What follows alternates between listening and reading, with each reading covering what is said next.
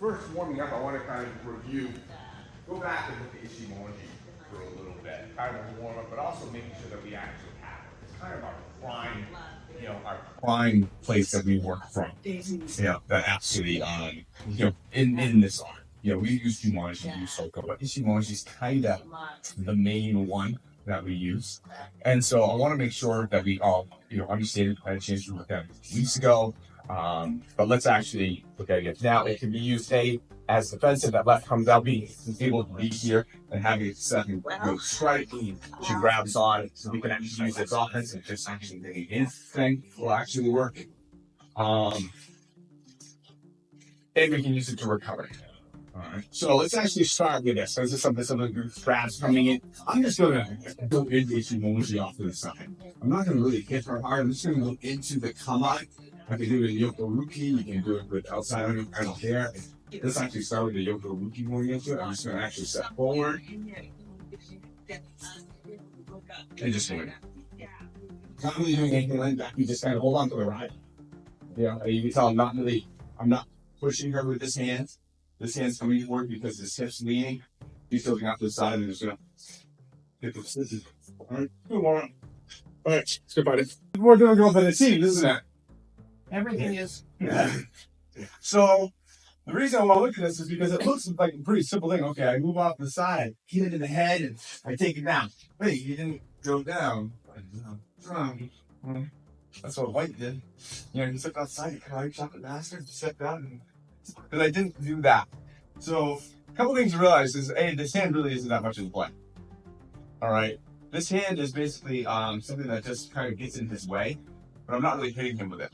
So as this side shoots through, this is... Oh. Right? It's kind of that sword cutting we talked about the other week with that katana. That's kind of happening because the scepter's here. Now the other part is this shoulder's way out of the way behind him now. So now he's reaching behind him. And so when I step up, that's the problem. So I'm not beating him down with my left hand. If anything, I'm actually taking him outside with this shoulder. That's the problem. Alright? And the fact that this is here so we can readjust makes it hard. Okay? So really letting the Kamae do the work. But not only letting the Kamae do the work, I'll take it back. I am letting the Kamae do the work. I'm letting the Kamae get his hands to a position that screws him up. This hand is just here as a backup to make sure that he doesn't have a tendency to want to maybe, as I start doing this, to do an ab crunch and pull right. Try and stop that. So when this gets in play, now do that. Yeah, a little tougher now, isn't it? Okay. So as you go through this one this time, I want you to really concentrate on having this Yokoruki be deep and having this hand really just react to this hip and go right to here to start. Once you get here, the rest of the technique will unfold perfectly. Notice where I am in relation to him. I'm kind of behind him already. Not at the side, I'm kind of behind him. He's reaching behind with this hand. Alright? Get to here. Once you get to here, the rest of it will be fine. Okay, good.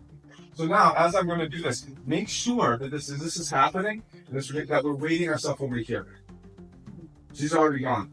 Like, a lot. Okay, this one is, remember the Kisho bus? I want to go lead to here.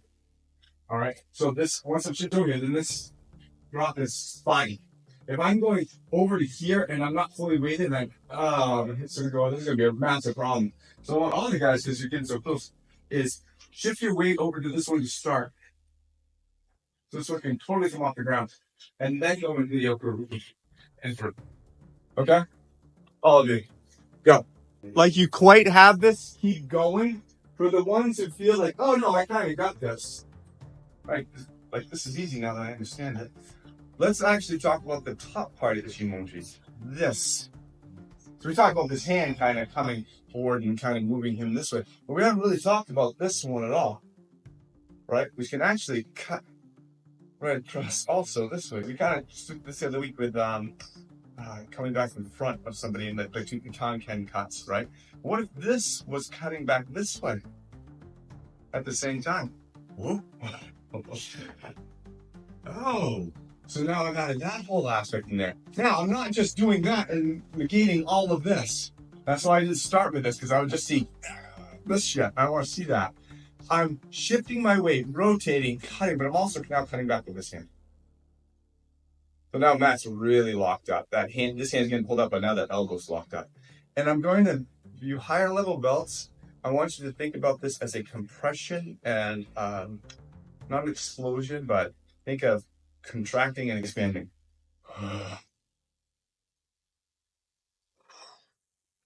All right, contract and expand.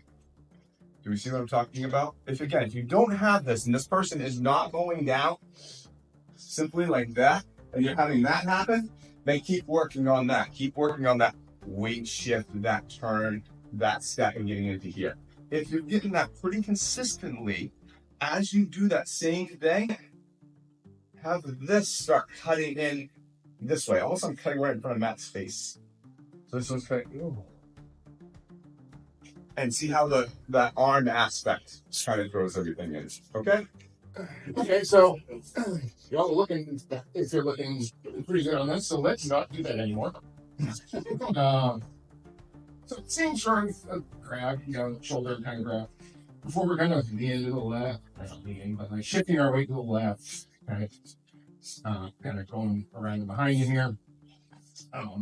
Maybe we can't go that way for some reason. There's a cliff or a wall or a big scary person. Shift to the other side. All my weight's on the right foot now.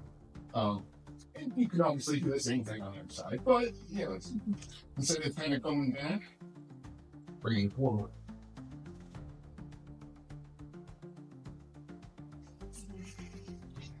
It seems a little simpler, a few less steps in there, baby, but maybe I'll show you. Show we're going to Yeah, I think you felt it go slide through the point here, right? I'm kind of I'm not even really kind of doing the blading thing like we were doing before to kind of, because we don't really need him to get back on his heels. We're bringing him forward with us. I'm not, I think you'll attest that I'm not like pulling him with me. This is simply shifting my weight from to my right side, rotating, bring it to my left side. He's coming with it. Clear as mud? Okay, Mate. Let me see if I can. This is here. I just want to ask. I'm going to ask questions to you because this is what I'm saying. So this is. I want everyone to appreciate that this is a very good testament on how talented this man is. Because this is. I think this is very hard. All right. So if I can borrow Matt. And I've always said, like, the only thing I have on Aaron Cheever is time. Thank God I started 10 years, 15 years before he did. We were at the same time. I'm silly. This is an amazing example of redirection versus rotation. Amazing example. And the reason it works is because what I think everyone sees is he's shifting over and then he's rotating out and pulling this person and nothing happens. Like, you guys all had that feeling. Mm-hmm. It doesn't work. It's because I rotated into the position. We're going to shift over, all right? What's going to happen? I'm going to redirect myself this way. I'm not going to rotate into this. I'm going to step behind this, and I'm going to basically make an adverse line right to Jackie. Now, what? Why does that work? How come that? What's happening? Well, what's happening is this pressure on this arm. Like Matt and I's arm, like relatively the same. I may have about an inch or so on each side. But here's the thing: I'm going to push down on this arm, and I'm going to go halfway. This arm will not. Do we see the problem now? Matt just lost 1.5 foot of his wingspan because of the change in this position. Do we see that? Because this arm is bent now. You can't now. Now they're doing this comparison. And we talked about this back arm, right? Pulling it. Well, I want to maximize this, so I'm going to go out with some straight to it. And now we have that issue. Now I'm fighting a 1.5 arm mat. But the way I go into it has to be correct. Because if I go into it circular, I bring that around. And now that point moves, and that was totally negated. Matt, I want you to watch where Matt's elbow is and stays. And I step straight back, almost in line with Donnie. See where his arm is? Still pointing that way. As I go into that and I sink and his shoulder comes out, okay. Matt, not helping this week. Not here? Okay. And that's why going into the Kamae actually works. So kudos to this video. What he showed you is very, very interesting in art. But very, very interesting. In fact, I was talking about Ichimonji. Like, how can we go into Ichimonji from here? Like, okay, if I go to Ichimonji from here, I'm obviously going in this way. No, he's exactly right. You don't need to. Look at this one. Let's come in the door. All right. Am I roughly explaining what you were trying to show? Yes. Okay. So, knowing that you have his knowledge and a little bit of my knowledge, try it again. Go ahead. One of the reasons why we have to step more directly back as opposed to rotate is because it traps his hip if I go directly back. If I have Ali here, all right, and I step back on this line, his hip, because my window of work is between here and here, and I use that, he steps forward with me, right? Because his hip can clear, because the window's big enough for him to rotate that leg into through. What if I cut the window down to here? So now his hips can't. And now they're just stuck. He can't get that hip through because his shoulders, this hand is so far ahead. Right? I'm trying to make him pass through something that's only this big. Can't do it. Leg catches up too late. Versus, oh, the window's this big. Oh, okay, I can step right through with him. Do we see that? It's very hard what I'm describing. But that's what this step does. That's why if I step wide and rotate, I'm making a window this big. That hip can come right through. If I step right behind him. That is French like this thing. Do you see it? Very interesting. But a very great display, great positioning, but also very great display. Just come on. Just come on. We talk about old man. Well, that's frustrating, Chef. Right? But if I change my emotion to do, yeah, they're not going down. Okay, they're not going down. Because I made that window too big. You can go through. Yes. You want to turn around your teeth. Because his hips can't turn in this narrow window. Right? Do we really see it? Yes. Okay, so really make sure that step is tight. This way. Okay. Steve, correct me if I'm wrong. Look at this. So the reason I'm talking about not going wide is because I'm trying to create that narrow window, correct? But what does that narrow window actually mean to him? Kyle's off this first turn. His construction's already kind of messed up a little bit, right? His shoulders and hips and stuff are not aligned. If I go wide and I make a big window, Kyle's hips can get back under his shoulders and he gets fine, right? But if I go here and I keep this tight, oh, that step out is a lot different, isn't it? Do you see what's happening? I'm crunching him this way. And not only am I saying I'm turning this foot behind, right behind this one, I'm actually rotating this shoulder right in front of this one, not over here. Because if I rotate this shoulder in front of this one over here, his hip can come out right really wide. But if I bring them right close to each other, oh man, that hip's gonna have a tough time to get through, and even if it does, it's gonna hurt him. All right, do you see what I'm saying? Imagine just everyone sit there for a second. All right, get on a line, face left. All right, take this right shoulder and have it go wide so it goes in front of your left shoulder. And see how your hip and body naturally follows along. Come back to the same position. Look left. Now imagine this right shoulder is going to pass right across your chest in front of this one. Man, did you notice your hip didn't follow along too well? Until too late. That's what's happening.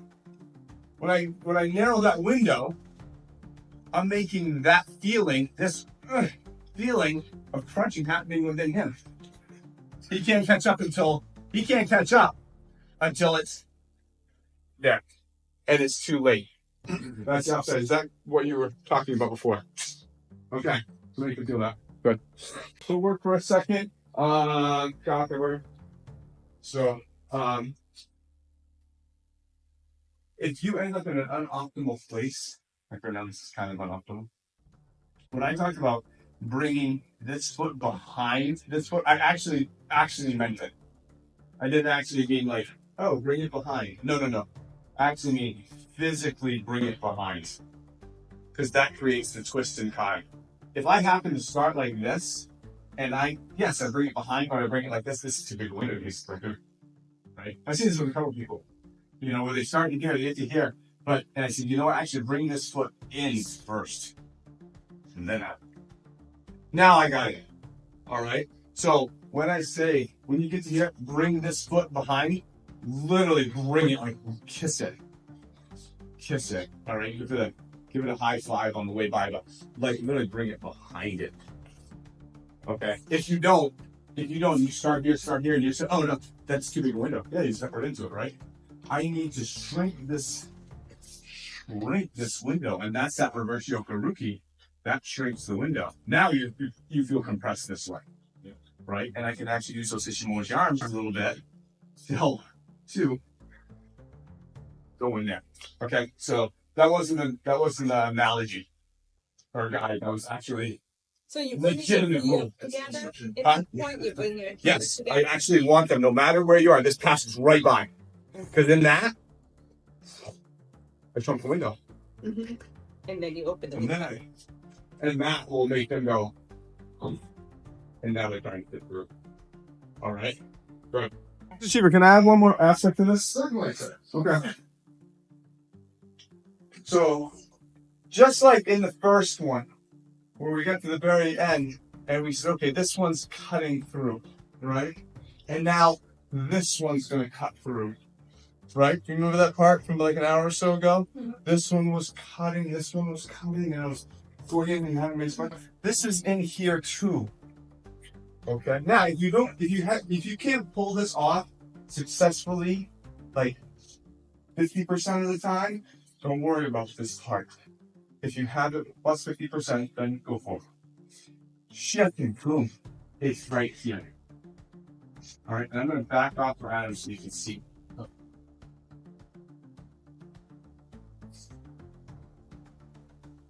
So before we were going, remember? Here, cutting.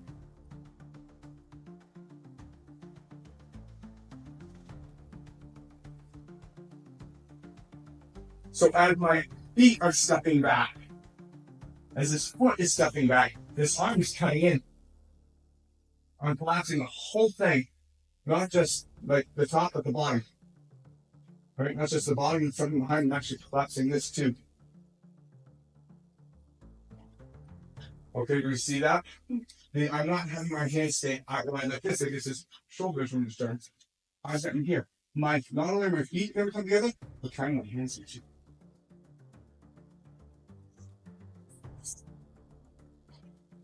So he has, whoa.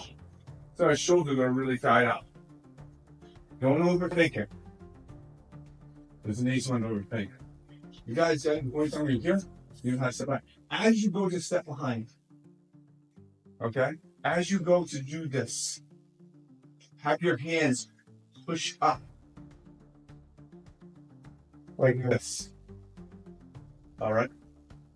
Like they're trying to cross in between. So I don't know. Okay? Have that feeling happen. Just like we did when we went here. And it's going to cut across. And now cutting across here. Okay? That's the only thing you're going to add in. Just that feeling. As you go for the steps behind. Add that feeling into your upper body.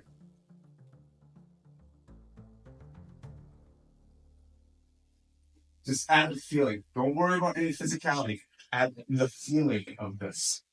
And you'll see that it shuts down the shoulders more. Locks them up more, they fall easier. Okay? Good. Probably you've had no success.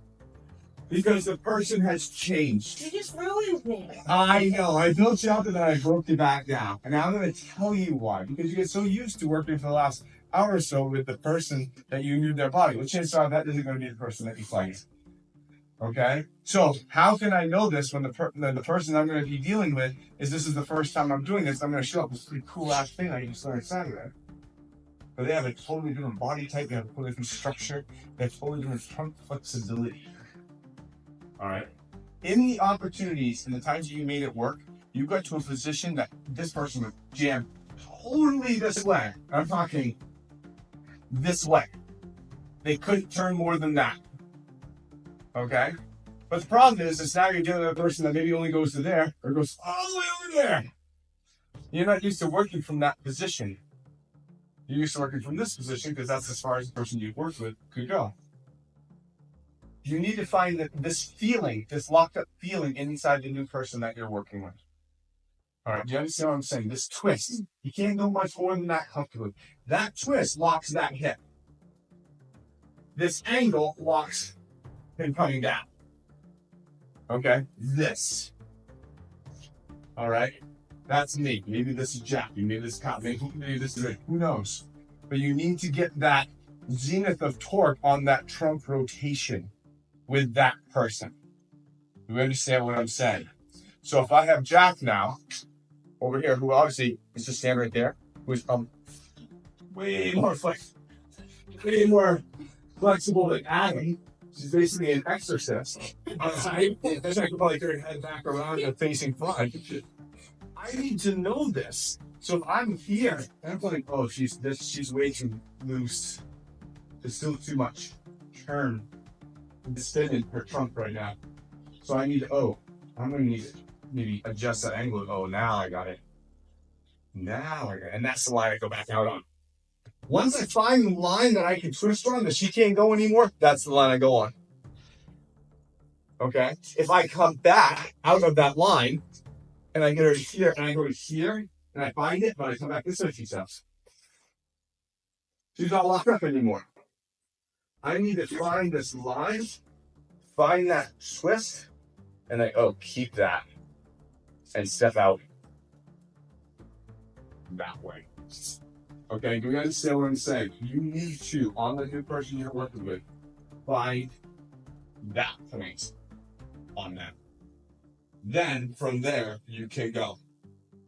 All right, you have been working from a space in congruency to the person you've been working with all day. Now you need to work with the feeling of the new person you're working with. Does that make sense? Yep. Find that. It'll be good. If you guys are all really close, there's one thing I see a lot of people doing is, and I'll let you go in 5 minutes, but it's as this, you guys are finding this really well. But then what's happening is from here, you're going out and you're losing it because you're going up right there. Feel what happens. If I get you here, and the second I shift my weight back, what happens? It's gone. That twist is gone. I need to keep this on and keep going this way. That's what I say. Outside their arm. What's happening is now you guys are going inside their arm this way, and it's letting off that twist. Go here. Oh, there it is. I want to go. My line needs to be outside of his arm. That at a minimum. Anything more, great. Step right behind. Yeah, that torque. Yeah, it's that torque. Right, and that just makes the seat turns right around. Okay? That's the only thing I've seen. You have to do it really well. Invariably, you should be able to get into a point. Well, this is, it's not that difficult. But my God, there's a lot to this. Thank you, Mr. Cheever. Yes, this is, Thanks, Cheever. Basically gave you guys a free Budokai seminar. So find that, okay? Find that. Go ahead. Couple more minutes.